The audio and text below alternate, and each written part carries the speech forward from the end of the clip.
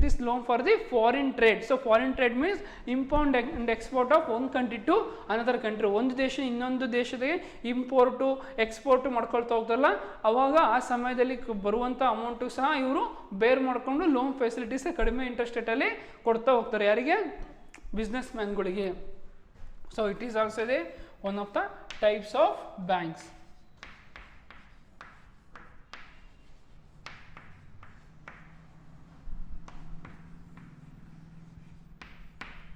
So specialized banks also known as exchange banks.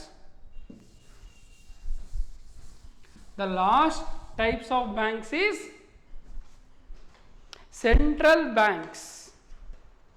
So 4 ಟೈಪ್ಸ್ಗಳಲ್ಲಿ 3 types complete ಮಾಡಿದ್ವಿ. ನಾಲ್ಕನೇದು ಯಾವುದು ಅಂದರೆ central bank.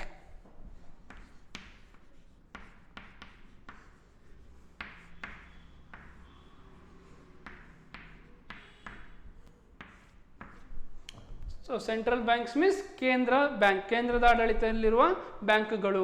Here today every country in the world has a central bank. So ಪ್ರಪಂಚದಲ್ಲಿರುವಂತಹ ಎಲ್ಲ ದೇಶಗಳಲ್ಲೂ ನಾವು ಸೆಂಟ್ರಲ್ ಬ್ಯಾಂಕ್ನ ನೋಡ್ಬೋದಾಗಿದೆ. ಎಲ್ಲ ದೇಶದಲ್ಲೂ ಸಹ ಒಂದೊಂದು ಸೆಂಟ್ರಲ್ ಬ್ಯಾಂಕ್ ಇದ್ದೇ ಇರುತ್ತೆ. A central bank is the highest banking and monetary institution of a country. So highest banking transaction ಎಲ್ಲಿ ನಡೆಯುತ್ತೆ ಅಂದರೆ ಸೆಂಟ್ರಲ್ ಬ್ಯಾಂಕ್. ಸೊ ಈ ಮೂರಕ್ಕೂ ಕಂಪೇರ್ ಮಾಡಿದ್ರೆ ಸೆಂಟ್ರಲ್ ಬ್ಯಾಂಕಲ್ಲಿ ಹೈ ಮಾನಿಟರಿ ಟ್ರಾನ್ಸಾಕ್ಷನ್ ನಡೀತಾ ಹೋಗುತ್ತೆ. In other words, it is the leader of all other banking and monetary institutions found in a country. So ಈ central ಬ್ಯಾಂಕ್ನ ನಾವು ಸಿಂಪಲ್ ವರ್ಡ್ಸಿಗೆ ಹೇಳ್ಬೇಕಂದ್ರೆ ಈ 3 ಬ್ಯಾಂಕ್ಗಳಿಗೂ ಲೀಡರ್ ಯಾರು ಅಂದರೆ ಸೆಂಟ್ರಲ್ ಬ್ಯಾಂಕೇ ಲೀಡರ್ ಆಗಿರುತ್ತೆ. ಈ 3 ಬ್ಯಾಂಕ್ಗಳಿಗೂ ಬ್ಯಾಂಕಿಗೆ ಬ್ಯಾಂಕ್ ಸಾಲ ಕೊಡೋದಂದ್ರೆ ಇದೇ ಸೆಂಟ್ರಲ್ ಬ್ಯಾಂಕೆ. So as it occupies a central position in the banking structure of a country.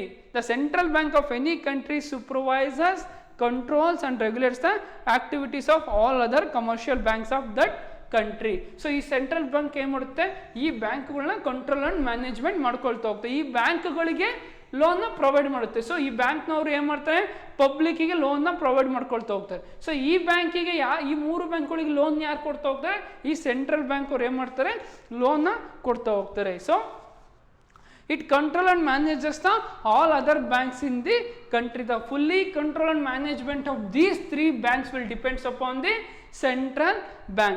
It also act as a government bankers. It controls and coordinate currencies and credit policies of any country. So ಬೇರೆ ಕಂಟ್ರಿಯಲ್ಲಿರುವ ಕರೆನ್ಸಿಗೂ Indian country ಕರೆನ್ಸಿಗೂ ತುಂಬಾ difference ಇರುತ್ತೆ. ಅದನ್ನೆಲ್ಲ control management ಯಾರು ಮಾಡ್ತಾ ಹೋಗ್ತಾರೆ, central bank.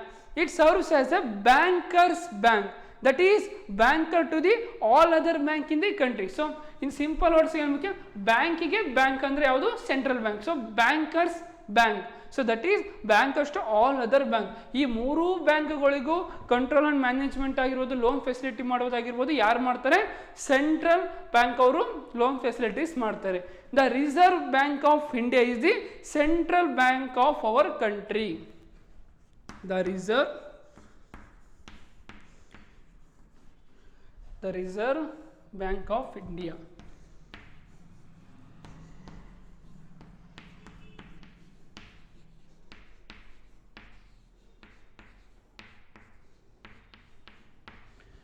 So R B ಐನ ನಾವು ಏನು ಅನ್ಬೋದಾಗಿದೆ, central bank. So reserve bank of India is the central bank of our country. It has the monopoly, that is sole right of issuing currency notes. So ಈ ಬ್ಯಾಂಕ್ಗಳಲ್ಲಿ ನಾವು R B ಐಯಲ್ಲಿ ಮಾತ್ರ notes printing ನಡೆಯೋದು. So ಇದೊಂದೇ ಬ್ಯಾಂಕಲ್ಲಿ ನಾವು ನೋಟ್ನ print ಮಾಡೋದು ಸಾಧ್ಯವಾಗುತ್ತೆ. ಸೊ ಬೇರೆ ಯಾವ ಬ್ಯಾಂಕ್ಗಳಲ್ಲೂ ನೋಟ್ ಪ್ರಿಂಟ್ ಮಾಡೋದಿಲ್ಲ. ಯಾವ ಬ್ಯಾಂಕಲ್ಲಿ ನೋಟ್ ಪ್ರಿಂಟ್ ಮಾಡ್ತಾರೆ ಅಂದರೆ reserve bank of India. It has the monopoly. So monopoly means sold right. ಇವ್ರಿಗೊಬ್ಬರಿಗೆ ಆ ಹಕ್ಕು ಇರುತ್ತೆ, ಆ ರೈಟ್ಸ್ ಇರುತ್ತೆ ನೋಟ್ಸ್ನ ಪ್ರಿಂಟ್ ಮಾಡೋದು. It issue currency notes in accordance with the requirements of commerce, industry and other economic activities of the country. So ಈ central bank ಅವರು they control the all other banks. ಅವರು ಬ್ಯಾಂಕರ್ಸ್ಗೆ ಬ್ಯಾಂಕ್ ಆಗಿರುತ್ತೆ. They given money for these 3 banks. So last one is central bank.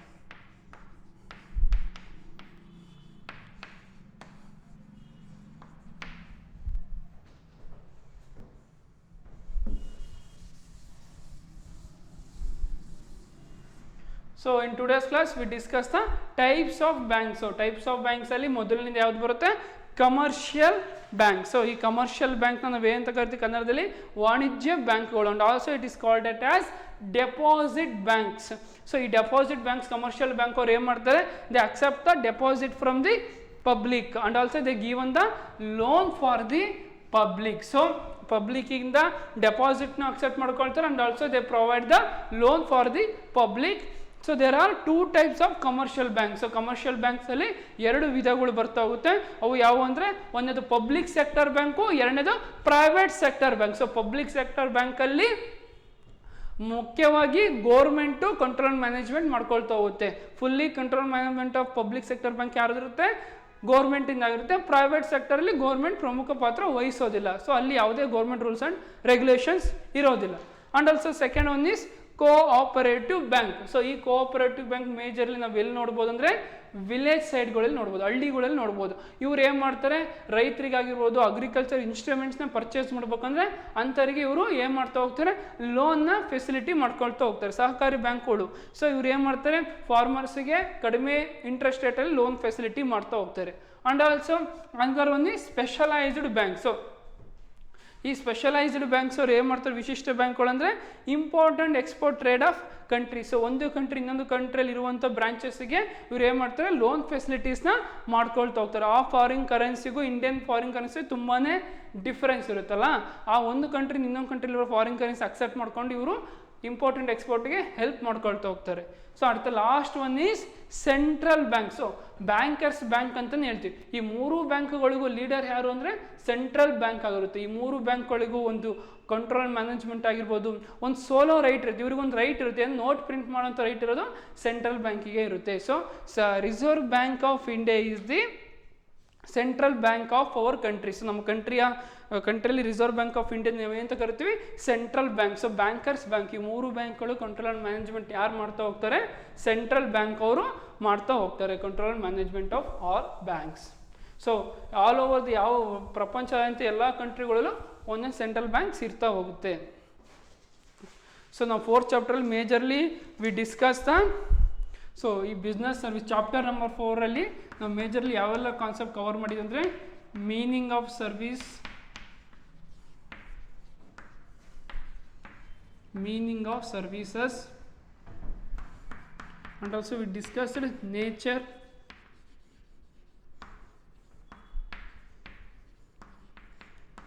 of services, and also we discussed the difference between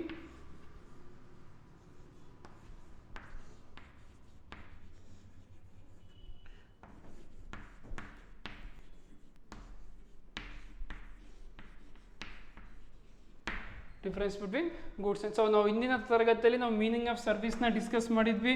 and also we discuss the nature of services and also we discuss the difference between goods and services. In today's class we discuss the types of services.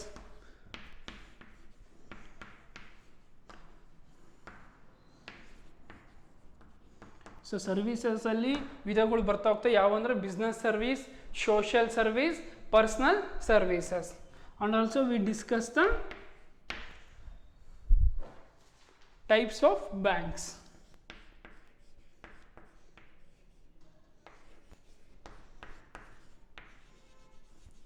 So ನಾವು ಇನ್ನು 2 ಕ್ಲಾಸ್ಗಳಲ್ಲಿ ನಾವು ಯಾವೆಲ್ಲ complete ಮಾಡಿದ್ದೀವಿ ಅಂದರೆ we discuss the meaning of services and also we discuss the nature of services and also we discuss the difference between goods and services, types of services, types of banks. So types of ಬ್ಯಾಂಕ್ಸಲ್ಲಿ commercial banks ಬರ್ತಾ ಹೋಗುತ್ತೆ.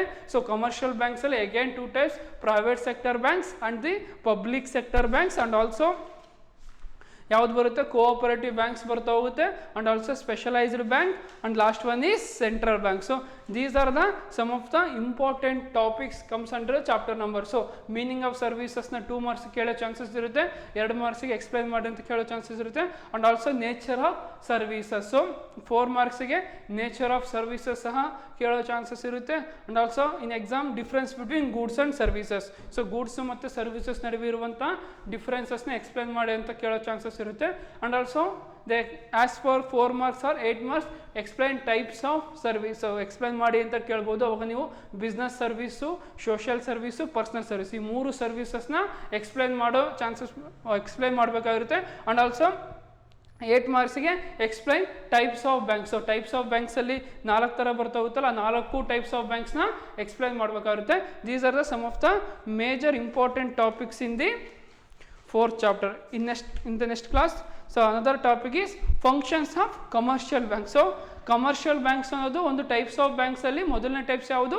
Commercial bank. So ಆ commercial ಬ್ಯಾಂಕ್ಸ್ಗೆ ಕೆಲವೊಂದು functions of commercial banks ಸಹ ಬರ್ತಾ ಹೋಗುತ್ತೆ. ಆ commercial ಬ್ಯಾಂಕ್ಸ್ನ ಕಾರ್ಯಗಳು ಯಾವುವು ಅಂತೇಳಿ ನಾವು ಡಿಸ್ಕಸ್ ಮಾಡಬೇಕಾಗಿರುತ್ತೆ. So in the next class commercial banks ಬಗ್ಗೆ ಡಿಸ್ಕಸ್ ಮಾಡೋಣ.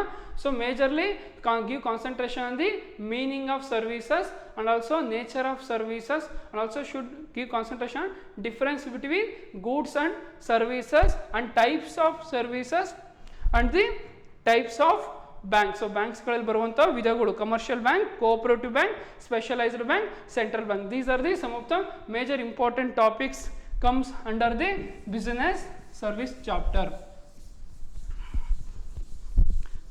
In the next class we start the new topic in the business service chapter, that is functions of commercial banks. And also all the best for your test. So ನಾಳೆ ನಿಮಗೆ unit test ಇರುತ್ತಲ್ಲ, ಅದಕ್ಕೆ all the best ಹೇಳ್ತಾ, so do well. So exam ಟೆಸ್ಟಲ್ಲಿ ಚೆನ್ನಾಗಿ ಮಾಡ್ಕೊಳ್ತಾ ಹೋಗಿ. So continue in the next class. Thank you for listening the today's class.